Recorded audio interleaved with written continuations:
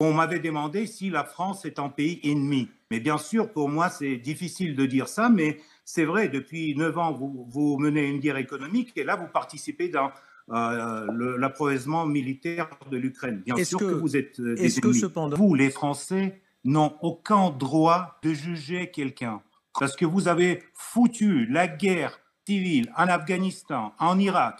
Vous, les Français, en Libye, vous êtes responsables à des crimes de guerre en Afrique et ce n'est pas à vous de juger les Russes qui aujourd'hui mènent une opération militaire spéciale pour libérer 20 millions de nos compatriotes pris en otage par le rêve européen et par la bande de Zelensky. On va les écraser, on va les écraser et on ne va pas vous laisser la possibilité de nous juger. Monsieur Tolstoï, Par rapport à ce que vous avez fait dans le monde, tout ce qui se passe en Ukraine, c'est un petit conflit.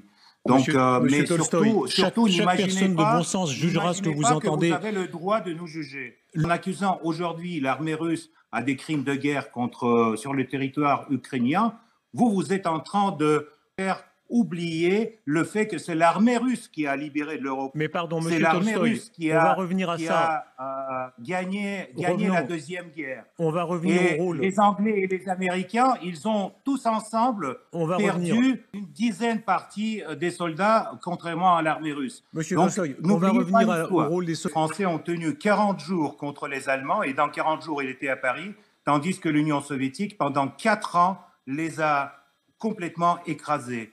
Et après que vous reconnaissez tous les crimes de gouvernement Vichy, etc., ce qui compte, c'est le résultat. Et le résultat, c'était la libération de l'Europe, et notamment, c'est la participation de l'Union soviétique dans cette guerre, et le fait que l'Union soviétique a gagné cette guerre a fait que la France, aujourd'hui, ne parle pas allemand. Vous étiez également les amis des Allemands lors du pacte de Munich. Vous avez participé dans le partage de la Tchéquie.